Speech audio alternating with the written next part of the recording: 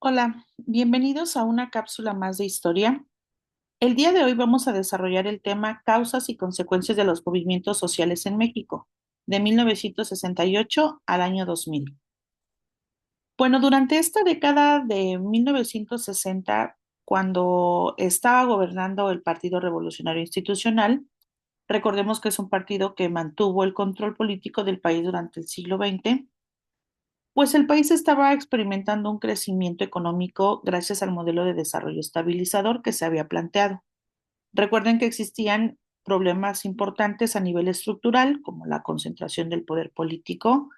De alguna manera esto daba la limitación en la participación democrática y bueno, el control de los sindicatos y las organizaciones sociales se agravaba con la desigualdad económica y la desigualdad social.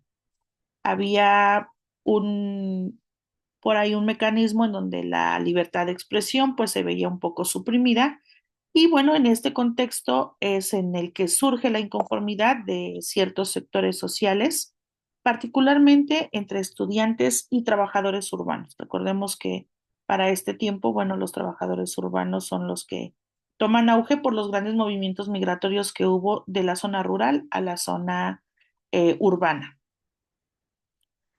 Para contextualizar un poco este periodo histórico, bueno, habría que hablar de que se da uno de los movimientos sociales más importantes en toda la historia contemporánea.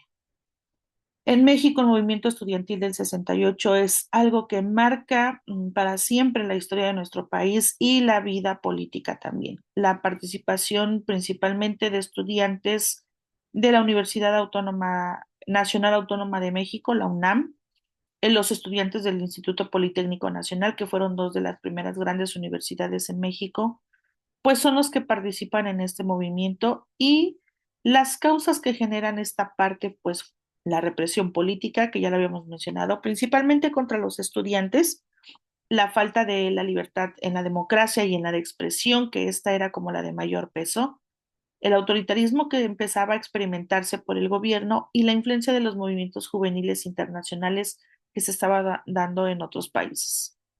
Bueno, el movimiento tenía una exigencia principal que era la libertad de expresión, el fin de la represión, la democratización del sistema político. Y bueno, aquí en este sentido, pues habría que mencionar que eh, desde la insurgencia sindical, las luchas urbanas populares y el levantamiento zapatista, bueno, empiezan como eh, toda esta rebambaramba en la parte ideológica de México. Entonces, aquí es en donde empiezan a evidenciarse ciertas tensiones y pues desde luego por parte de una sociedad cada vez más organizada, crítica y con una tendencia a la pluralidad. Bueno, ¿cuáles son las causas estructurales que vienen pues a darle como auge a este periodo histórico? Bueno, primero vamos a hablar de que más allá de los acontecimientos específicos de los movimientos sociales del 68, las causas estructurales profundas están íntimamente relacionadas con el funcionamiento del sistema económico y político. Hablamos de la centralización del poder político en el partido predominante. Hablamos de una desigualdad social en la concentración del ingreso. Esta desigualdad, este, económica también que había persistente en las zonas urbanas y rurales que el sector poblacional estaba sumamente afectado, pues es lo que también genera esta parte de que el llamado milagro mexicano, pues lo único que evidenció fue la inequidad que había en ese momento, ¿no? Y empieza a haber una zona de rezago muy marcada entre la parte rural y la parte urbana. La limitada representación democrática que empezaba a verse en nuestro país, bueno, pues también fue una de esas causas profundas y la exclusión de los sectores sociales. Hablamos de los grandes grupos sindicales de estudiantes, de campesinos, de indígenas y de organizaciones independientes que empezaron como a levantar la voz en contra de estas inconsistencias económicas, sociales y políticas. Y a esto, bueno, pues le vamos a agregar la crisis económica de los años 80, en donde en el 82 la deuda genera una inflación elevada Y las políticas de ajuste estructural, bueno, llegan a impactar de manera negativa en el empleo y el poder adquisitivo. Y esto genera también nuevamente algunas formas de protesta social.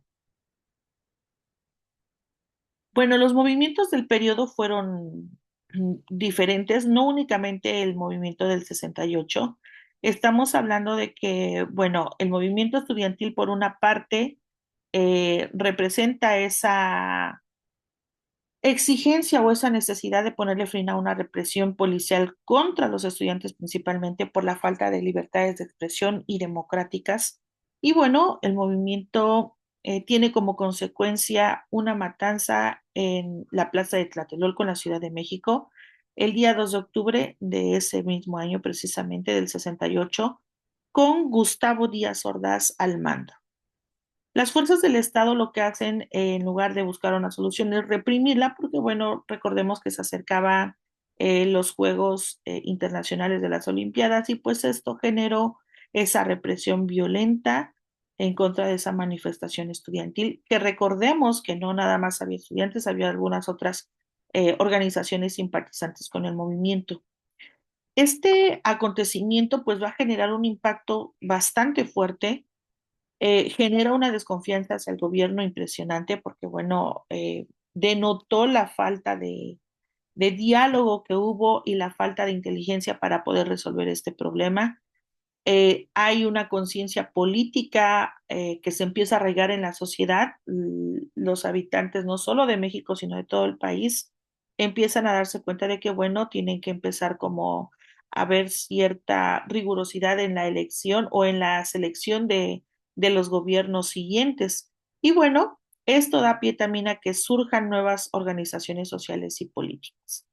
Y luego, para los años de 1970, viene un nuevo movimiento en un sector social. Se dan cuenta que a partir de lo del 68, pues la vía pacífica no era como la mejor respuesta para lograr un cambio político, por lo que viene un movimiento guerrillero armado.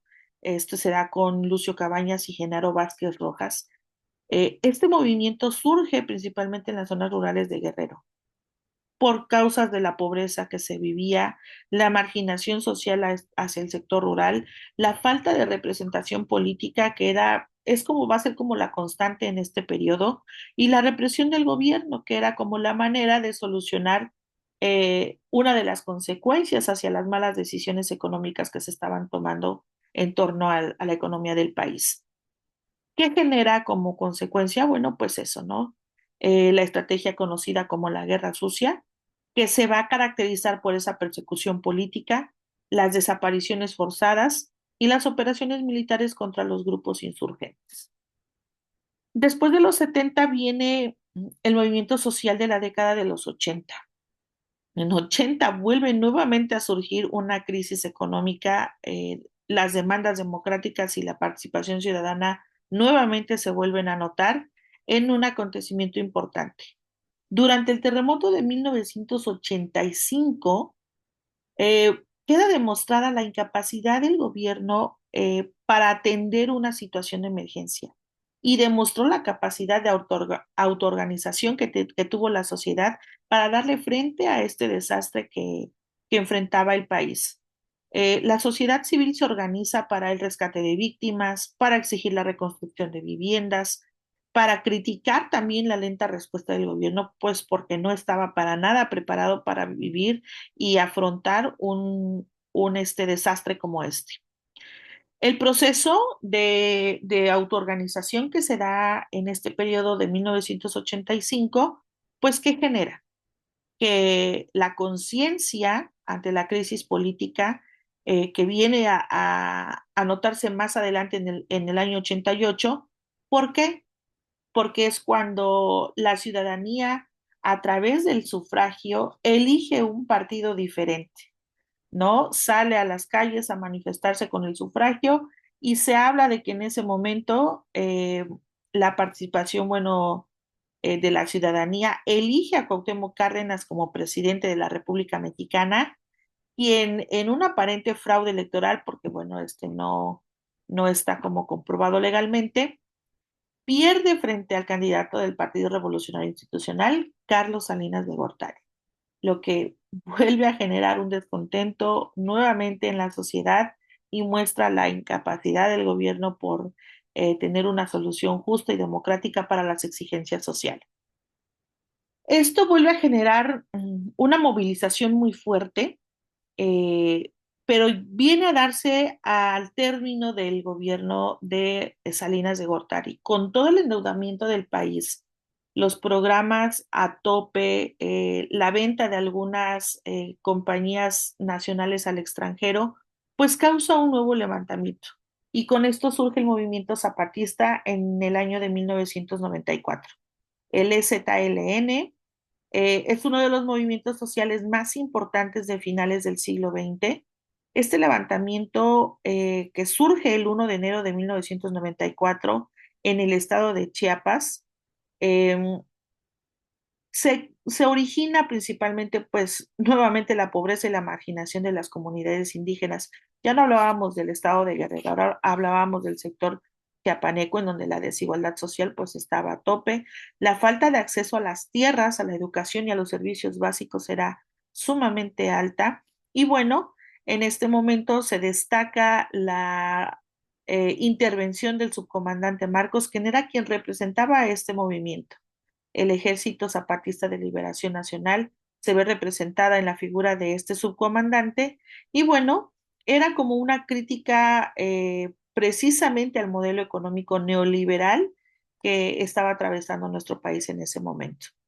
La visibilización internacional de la situación indígena, bueno, se desata porque los noticieros empiezan a reproducir toda esta parte y bueno, empieza a haber un debate nacional sobre la justicia social. Se impulsan las nuevas reformas políticas y el diálogo con el gobierno. ¿Y qué genera? Bueno, que para los años posteriores, a partir de 1996, la competencia para la elección presidencial empieza a verse más reñida.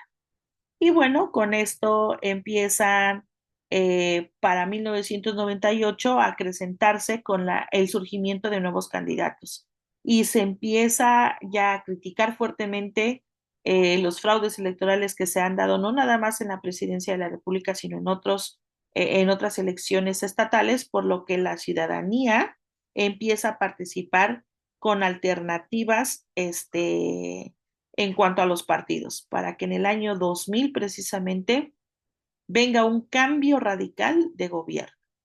Entonces, aquí es en donde pues se ve la diferencia a partir de esa reflexión ciudadana sobre las exigencias que se le hacen al gobierno y que nunca fueron solucionadas. Y bueno, viene con esto consecuencias políticas muy marcadas.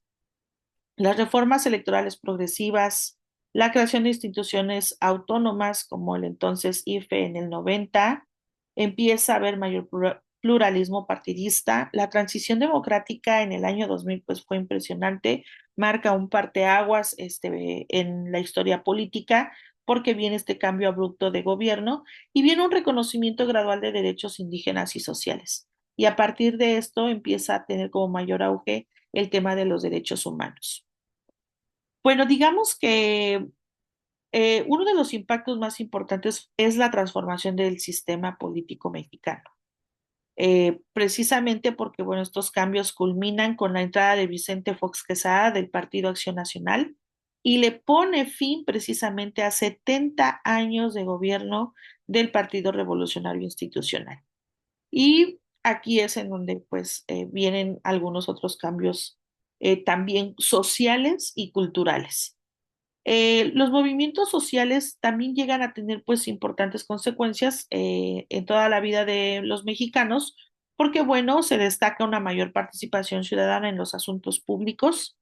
Se notaba también el surgimiento de organizaciones civiles y movimientos sociales independientes a favor de algunas causas justas y el crecimiento de la cultura política más crítica y más participativa empieza a denotarse a partir de los diferentes acontecimientos. El reconocimiento de los derechos humanos a grupos históricamente marginados, como lo son las comunidades indígenas, empiezan a tener mayor auge. Y bueno, hasta este momento los movimientos influyeron precisamente en la literatura, en el periodismo crítico que empieza a verse más como esa parte de la expresión, de la libertad de expresión. Y bueno, el cine y la memoria histórica también son algunos aspectos culturales que empiezan a tomar como esa importancia o esa relevancia. Podríamos decir que para cerrar precisamente este punto, los movimientos sociales en México entre el 68 y el año 2000 van a representar una etapa fundamental en la lucha por la democracia, la justicia social y la participación ciudadana. Estos movimientos son esa respuesta a esos programas estructurales del sistema político y económico que, bueno, habían sido demandados por la sociedad, pero no habían sido atendidos por los gobiernos. En este sentido, los movimientos sociales no solo fueron episodios de protesta, sino procesos históricos que contribuyen a la construcción de una democracia más participativa en México. Y bueno, como siempre en estas cápsulas vamos a tener una sesión de preguntas y respuestas. Recuerden que estas son para poder analizar de manera general nuestro tema expuesto. La primera pregunta sería, ¿el movimiento estudiantil de 1968 puede entenderse estructuralmente como? Bueno, pues recordemos que el 68 erosiona la legitimidad del régimen y abre un proceso gradual de reformas democráticas. Por lo tanto, un punto de quiebre en la legitimidad del sistema político autoritario es la respuesta correcta, la letra C. Dos, la crisis económica de 1982 influyó en los movimientos sociales porque recuerden que se generó un descontento ante varias políticas de ajuste y pérdida de poder adquisitivo que derivan en la crisis económica, por lo tanto la respuesta correcta es B, porque el deterioro económico impulsa la organización social y el cuestionamiento del movimiento neoliberal. Recordemos que la sociedad en este periodo, en estas décadas, se vuelve un poco más crítica. El levantamiento zapatista de 1994 destacó por.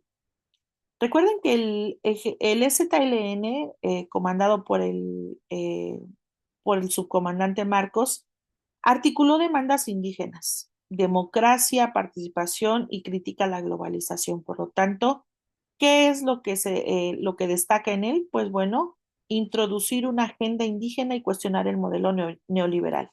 Como punto relevante aquí en esta pregunta, recuerden que incluso en ese año de 1994, todos los trabajos que se hacen como para abordar esta parte de la situación indígena y darle atención a esa agenda para cuestionar el modelo, pues también no tuvieron como el éxito que esperaba el EZLN poder tener ante esta exigencia social. Pregunta número 4. Las reformas electorales de 1977 a 1996 tuvieron como efecto principal, bueno, recuerden que esas reformas solo buscaban fortalecer las instituciones autónomas para permitir mayor competencia.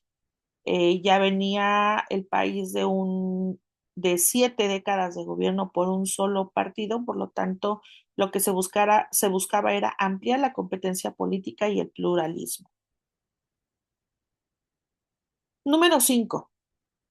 La alternancia del año 2000 puede interpretarse como, recuerden que esta alternancia y este cambio de gobierno abrupto es un producto de décadas de movilizaciones, de reformas, de pluralización política, que lo único que puede interpretarse es que es una culminación de un proceso prolongado de presión social y de reforma institucional. La respuesta correcta es C.